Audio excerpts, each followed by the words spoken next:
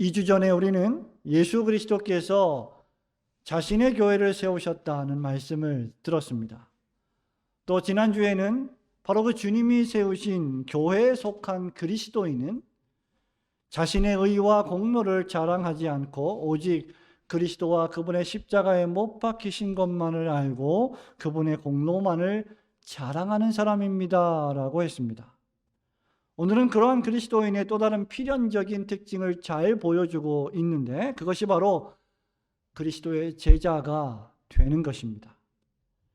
이미 올해 여러분 기억하실지 모르겠습니다만 겨울에 2월 달에 제자 훈련이라는 제목으로 4주 동안 말씀을 전한 적이 있습니다.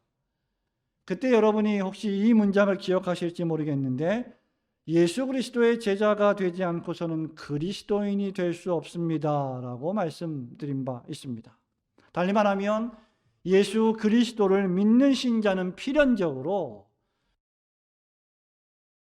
없다라는 말입니다. 제자가 되지 않는 신자는 존재하지 않습니다. 말하자면, 목사님, 나는 예수님을 믿겠습니다. 하지만 예수님의 제자가 되라는 말은 하지 마세요. 나는 예수님을 따라가겠습니다. 그런데 예수님의 제자가 되지는 않겠습니다. 이런 말들은 불가능하다는 것입니다. 예수님을 믿기로 했다면, 또 예수님을 믿었다면 그는 필연적으로 멀찍이 따라오는 사람이 아니라 적극적으로 주님을 따르며 주님의 뜻을 행하는 제자가 되는 사람이라는 말입니다. 여러분, 이렇게 말하는 사람들은 예수님을 믿는다는 것이 과연 무엇을 의미하는지, 그것이 얼마나 엄숙하고 진지하고 무거운 것인지 매우 깊이 생각해 보지 않은 사람들일 것입니다. 지난주에 말씀드린 것처럼 가입자 부부의 모습처럼 그저 이 교회에서 저 교회로 정만 옮기겠습니다, 저에게 예수의 제자됨이 무엇인지 얘기하지 마십시오라고 말하는 것과 같습니다. 오늘 본문 말씀에 보면 그런 사람들이 많이 있었습니다. 예수님 당시에도 말이죠. 본문 25절에 보면 수많은 무리가 함께 갈세라고 했습니다. 여러분, 14장 1절부터 24절의 말씀을 잘 읽어보시면 예수님께서 병자를 고쳐주셨습니다. 그리고 천국에서 벌어질 유쾌하고 매우 즐거운 천국 혼인잔치에 대하여 말씀하셨습니다. 그러니 이러한 기쁨의 소식, 자신의 병을 고쳐주고 잔치에 참여함을 받아서 그 잔치에 즐겁고 유쾌하게 먹고 마시는 이 초청의 메시지를 누가 마다하겠습니다? 누가 이러한 예수님의 초청을 마다하며 예수님 따라가는 것을 싫어하겠습니까? 그래서 수많은 사람들이 예수님의 뒤를 졸졸 따라다닌 것은 어찌 보면 당연한 일이라고 할 수 있죠. 그런데 놀랍게도 우리 예수님께서 가던 길을 멈추셨습니다. 그리고 뒤를 돌아보셨습니다. 정색을 하셨습니다. 그리고 놀라운 말씀을 하십니다. 그것이 바로 26절, 27절, 33절에 세 번씩이나 반복하여 우리 예수님 하신 말씀이죠. 너희가 능히 내 제자가 되지 못하리라. 수많은 사람들이 예수님을 따라왔는데, 수많은 사람들에게 예수님의 많은 인기를 예수님은 실감하고 있음에도 불구하고 정색을 하시면서 너희들이 나의 제자가 되지 못하리라는 말씀을 하셨습니다. 성도 여러분, 예수님은 왜 이렇게 부정적인 말씀을 하시는 것일까요? 긍정적이고 밝고 기쁘고 즐겁고 유쾌하고 행복한 말을 해주시면 안 되는 것일까요?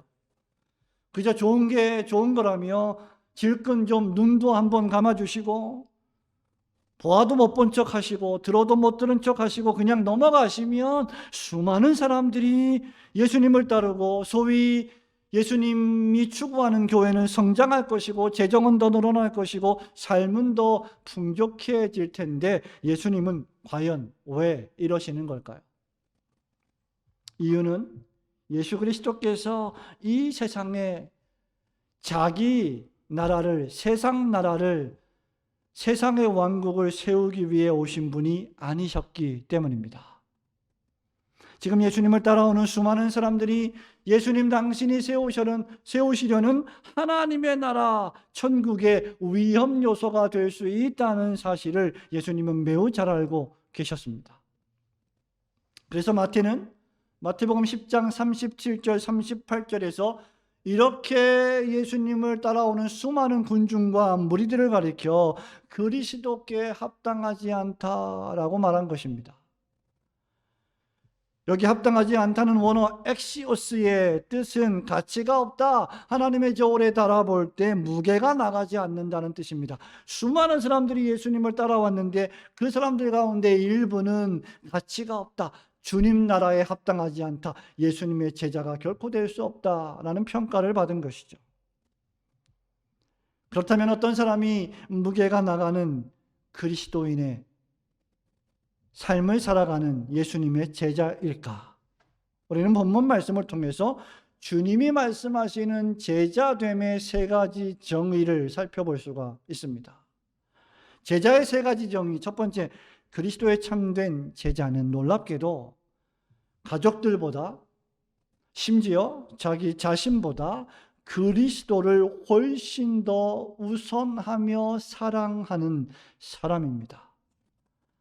여러분, 26절 말씀 우리 함께 읽어보겠습니다. 무릇 내게 오는 자가, 시작. 무릇 내게 오는 자가 자기 부모와 처자와 형제와 자매와 더욱이 자기 목숨까지 미워하지 아니하면 능히 내 제자가 되지 못하고. 여러분, 예수님께서는 자기 부모, 아버지, 엄마, 그리고 아내, 자식, 형제, 자매와 같은 혈육의 관계, 심지어 더 나아가서 자기 자신의 목숨까지 미워하지 않으면 능히 나의 제자가 되지 못한다라고 단정적으로 말씀하십니다. 여러분, 이런 말씀을 읽을 때 여러분 어떤 느낌이 드십니까? 아니, 예수님을 믿고 따르는데, 교회를 다니는데 뭐 예수님 이런 과격한 말씀을 하십니까? 하지만 여러분, 예수님께서 이전에 하신 말씀들을 잘 살펴보면 누가복음 1장부터 14장에 있는 말씀들만으로도 충분히 지금 이 말씀이 과격하지 않은 말씀임을 알게 될 것입니다. 우리 예수님은 여러분 잘 아시는 것처럼 사람이 떡으로만 살 것이 아니다 라고 말씀하셨죠. 화 있을진저 지금 배부른 자들은 주리로다. 또 화 있을진저 너희 지금 웃는 자여 너희가 애통하리로다 라고 말씀하셨습니다. 누구든지 나를 위하여 자기 목숨을 잃으면 구원하리라고 말씀하셨습니다. 죽은 자들로 자기의 죽은 자들을 장사하게 하고 너는 가서 하나님의 나라를 전파하라는 말씀도 하셨죠. 아버지가 아들과 어머니와 딸과 시어머니가 며느리와 함께 분쟁하리라는 말씀도 하셨습니다. 여러분, 이런 말씀들은 일종의 강조를 위한 충격 요법입니다. 마찬가지로 예수님은 지금 일종의 충격을 주어서 무엇인가를 강조하시려는 것입니다. 강조를 위해 과장된 표현을 이용하는 수사법을 지금 예수님은 쓰시는 것입니다. 그렇다면 자기 부모와 아내와 자식과 형제자매와 더욱이 자기 목숨까지 미워하지 아니하면 능히 나의 제자가 되지 못한다는 이 말씀은 무엇을 의미할까요? 우리 주님께서는 똑같은 누가복음 6장 35절에서 너희는 원수를 미워하지 말라, 원수를 사랑하라, 원수를 선대하라고 하시지 않았습니까? 만약에 예수를 믿는 우리들이 원수를 사랑해야 한다면 원수가 아닌 우리의 가족들은 얼마나 더 사랑해야 하겠습니까? 분명히 말하지만 예수님이 하신 말씀의 의도는 문자적으로 가족을 미워하라는 말이 아닙니다. 예수님 자신께서도 악한 자라도 자식에게 좋은 것으로 줄 알거든 이라고 주님이 말씀하시지 않으셨습니까? 마태는 마태복음 10장 37절에서 동일한 말씀을 이렇게 합니다. 아버지나 어머니를 나보다 더 사랑하는 자는 내게 합당하지 않고 아들이나 딸을 나보다 더 사랑하는 자도 내게 합당하지 아니하며. 성도 여러분, 그렇다면 이 말씀은 적어도 세 가지를 의미합니다. 그리스도인들은, 그리스도의 제자들은 가족도 사랑하고 예수님도 사랑해야 한다는 말입니다. 두 번째, 제자들은 가족도 사랑하고 예수님은 더 사랑해야 한다는 말입니다. 세 번째, 그리스도의 제자된 자들은 가족을 사랑하되 예수님은 훨씬 더 사랑해야 한다는 말씀입니다. 말하자면 사랑의 우선순위를 예수님께 두라는 것입니다. 왜 그래야 합니까? 본성적으로 인간적인 혈육의 관계는 주님을 사랑하고 섬기는 하나님 나라와 교회를 위하여 살아가는 영적인 삶, 제자의 삶에 있어서 심각한 장애를 불러일으킬 수 있기 때문입니다. 잘 생각해 보십시오. 여러분, 남녀 청춘 연인이 사랑에 빠지면 예수님보다 남자와 여자를 더 사랑하게 됩니다. 남녀 청춘이 사랑에 빠지게 되면 신앙보다 불신자를 선택하게 되는 경우를 우리는 수없이 많이 보고 있습니다. 결혼한 사람은 예수님보다 남편과 아내를 더 사랑하게 됩니다. 믿음이 연약한 아내는 남편이 자신에게 집중하고 자신의 소원과 필요를 채워주는 것보다 주님을 더 사랑하고 교회 일에 집중하는 것을 도무지 참아내지 못합니다. 자녀를 낳고 키우다 보면 자녀가 너무 사랑스러울 때가 있죠. 영어의 표현대로 하면 apples in my eyes 이런 표현을 쓰는데 내 눈에 사과처럼 보인다. 우리말 표현대로 하면 눈에 넣어도 아깝지 않을, 아프지 않을 그런 자녀다. 이런 말들도 하지요. 그 자녀들이 너무나 사랑스러워서 자칫 주님을 향한 사랑을 대체하게 되고 아이들이 커가다 보면 우리 아이들이 성공하고 최고가 되기를 바라는 일이 우리 아이들이 주님을 사랑하는 일보다 더 앞서게 되는 경우들이 종종 벌어집니다. 저는 많은 청년들, 학생들을 지도하면서 또 성도들과 교제하면서 여러 가지 이야기들을 들을 때 가끔 이런 말을 듣습니다. 주일학교 중고등부 때는 신앙생활을 잘하다가 대학 가고 청년 때 가서 주님을 떠나고 교회를 떠나고 불신 생활을 하면서 세상에서 성공하는 그런 대단한 자녀들을 둔 권사님, 장로님, 집사님, 성도들을 볼 때가 있습니다. 그분들이 가끔 저에게 말합니다. 목사님 언젠가는 돌아오겠죠? 아닙니다. 지금이 아니면 언젠가는 없습니다.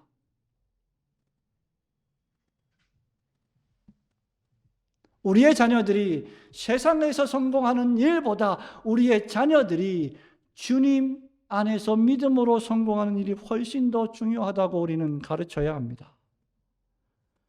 뿐만 아니라 자기 자신의 몸과 정신에 지나친 애착을 가진 사람들은 영혼을 가꾸는 일보다 믿음을 성장시키는 일보다 온통 자신의 육체적인 기쁨과 삶의 기쁨을 더 우선순위에 놓게 되는 위험에 빠지게 됩니다.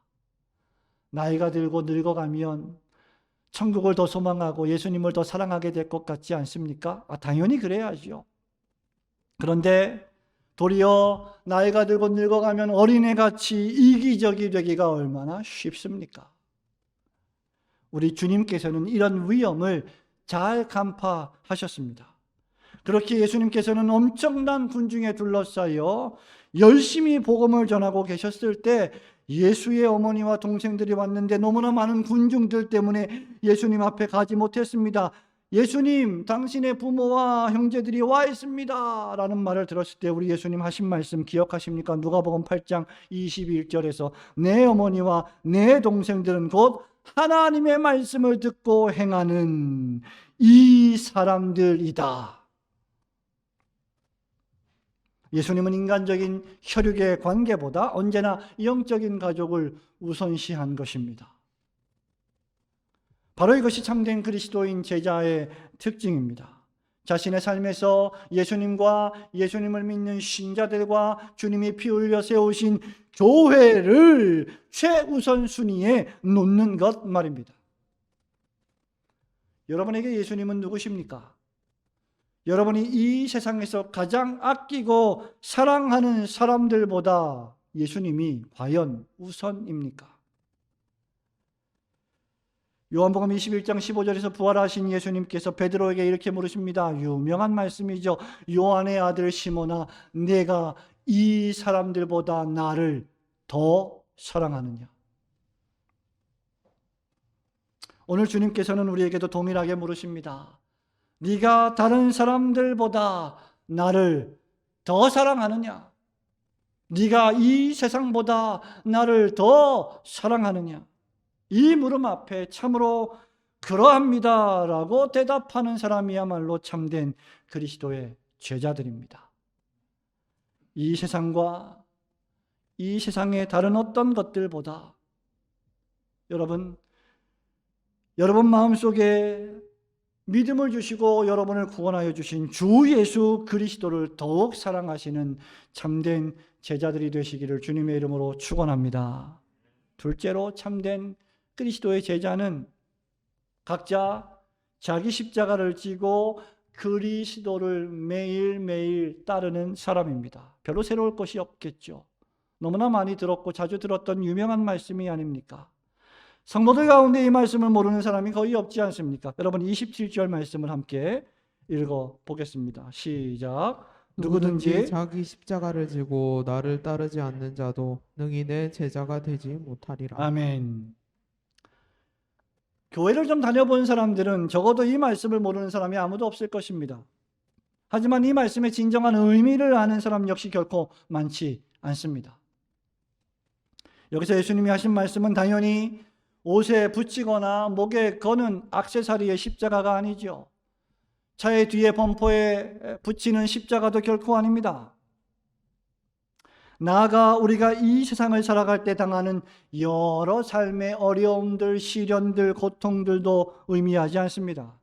더 나아가서 교회 안에서나 밖에서나 가정에서나 구체적으로 우리를 괴롭게 하는 어떤 사람이나 우리를 성가시게 하는 어떤 일들도 결코 본문이 말하는 십자가가 아닙니다.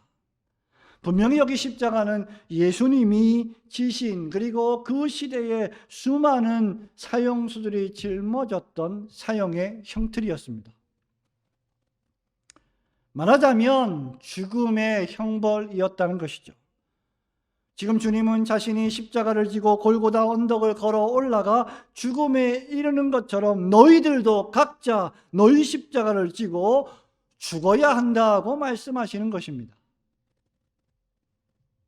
십자가는 여러분 잘 아시는 것처럼 가장 잔인한 로마 제국의 사형 형벌이었습니다. 그렇다면 죽음을 의미하는 십자가를 진다는 것의 의미가 무엇입니까? 우리는 이 말씀의 의미를 갈라디아서 6장 14절에서 가장 정확히 해석할 수 있습니다. 종교개혁의 해석학인 성경이 성경을 해석한다는 정신에 따라서 갈라디아서 6장 14절은 바울이 이렇게 말합니다. 내게는 우리 주 예수 그리스도의 십자가 외에 결코 자랑할 것이 없으니라고 말하면서 이어서 그리스도로 말미암아 세상이 나를 대하여 십자가에 못 박히고 내가 또한 세상을 대하여 그러하니라. 말하자면 십자가는 세상에 대하여 내가 죽는 것입니다. 그리스도의 제자가 자기 십자가를 진다는 것은 세상에 대한 세속적인 자신의 계획을 버리고 오직 나를 향하신 하나님의 계획에 따라 사는 삶을 의미합니다.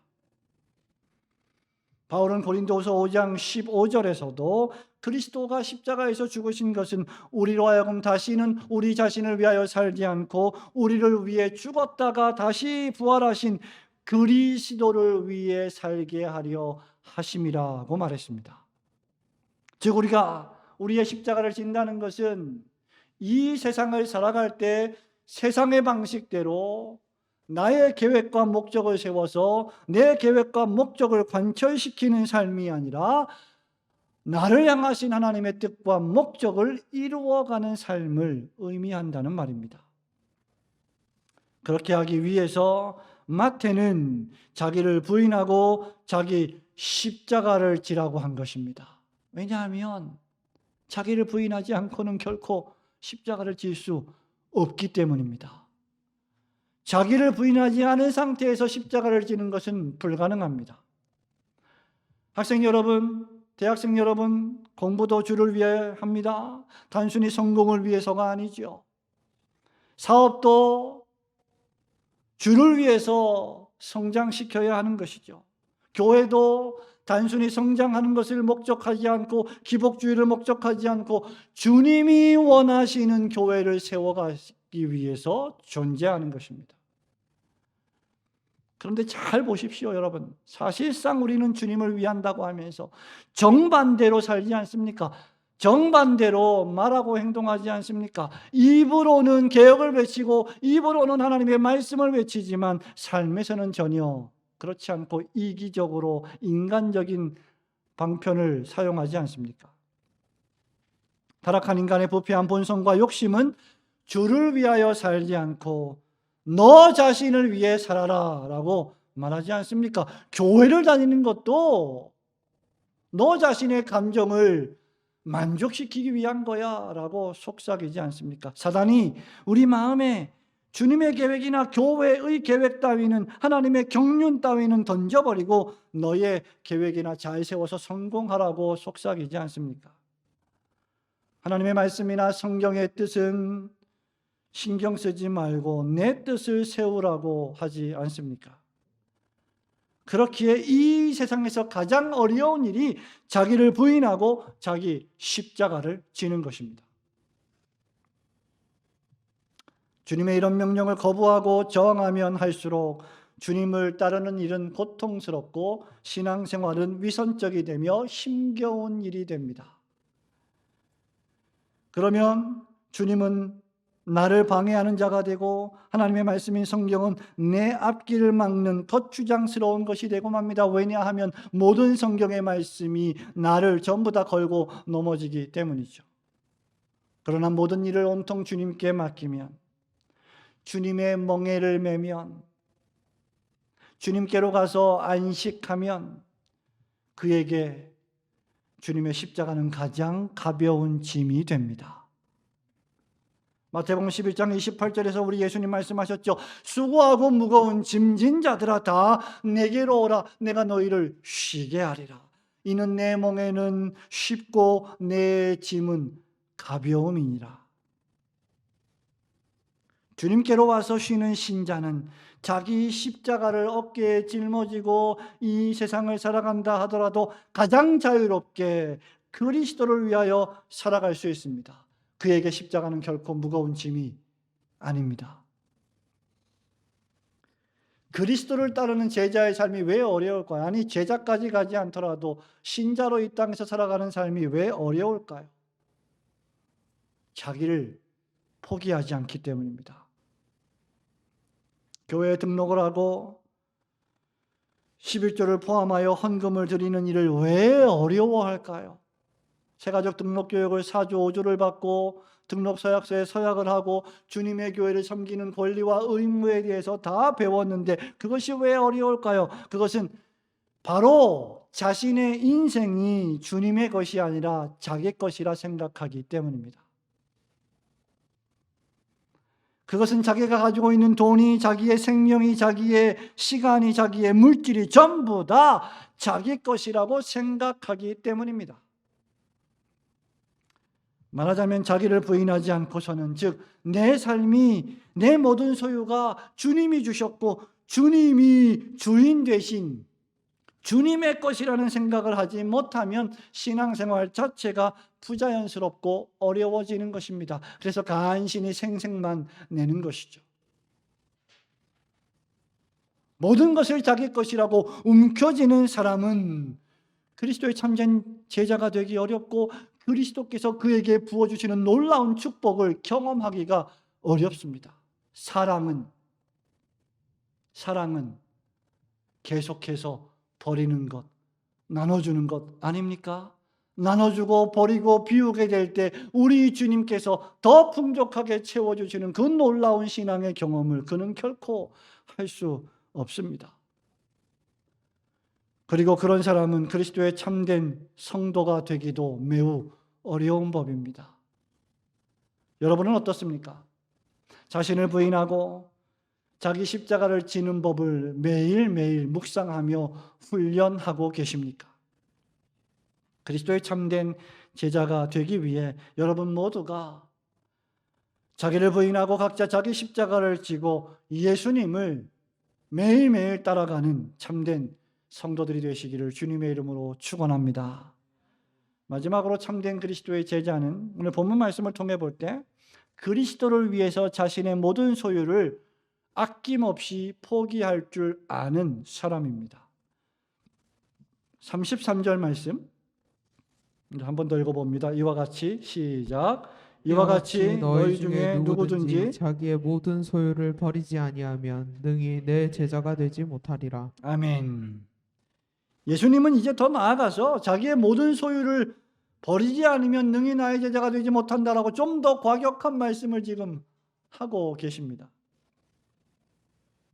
여기 소유를 버린다라고 할 때 버린다는 이 헬라어는 그 문자적으로 뜻이 배반하다, 떠나다, 작별하다의 뜻을 가지고 있습니다. 말하자면 자신이 가지고 있는 재물, 돈, 물질과 작별하지 않으면 제자가 되기 어렵다는 말입니다. 그러면서 주님은 이 제자됨을 설명하기 위해서 두 가지 비유를 들어서 설명을 하십니다. 그 첫째는 건물을 세우려는 건축주의 비유입니다. 28절부터 계속해서 기록되어 있지요. 건물을 지으려면 건축주는 사전에 얼마나 건축비가 들어갈지 계산하면서 플러스 알파를 더 예산을 세우지 않겠습니까?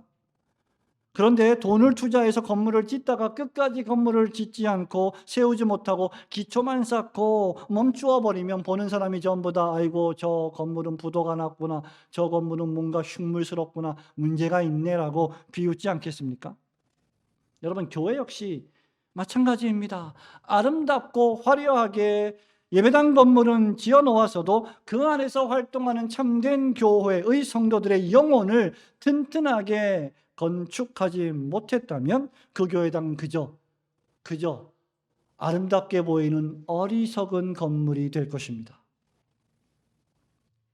그리스도를 위하여 자기의 소유를 버리지 않는다면 아름다운 건축물로서의 교회당을 가지고 있다 할지라도 또 그 안에 있는 교인이 많이 있다 할지라도 참된 제자가 될 수는 없습니다.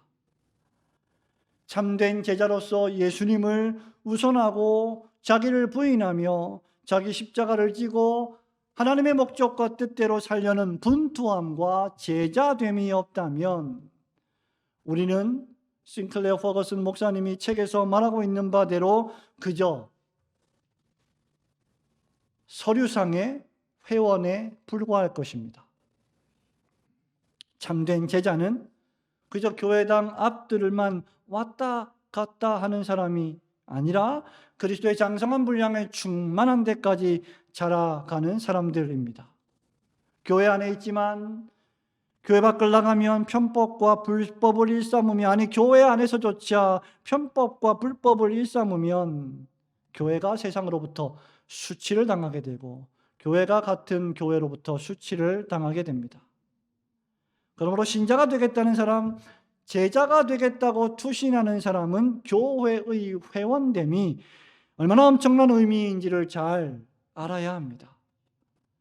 이런 자신의 신앙 성장을 위해서라면 자신의 모든 것들을 아낌없이 투자하려는 사람이 바로 참된 성도요 그리스도의 제자가 될 수 있기 때문입니다.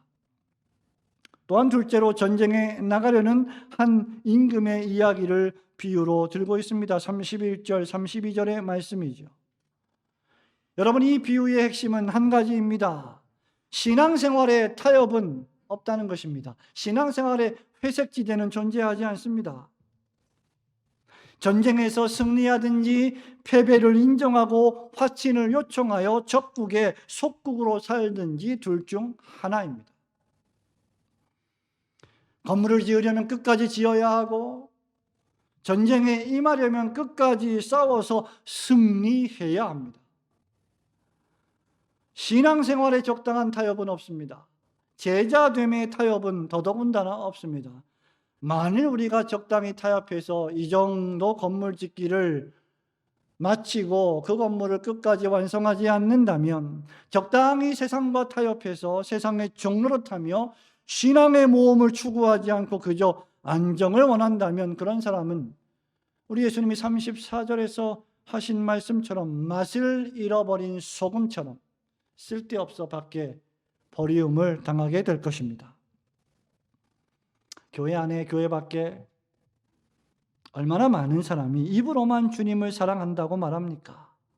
입으로만 주님을 사랑합니다, 예수님을 믿습니다라고 떠들며 말하는 사람, 즉 행함과 진실함이 없는 사람, 실천이 없는 사람은 맛을 잃어버린 소금과 같습니다.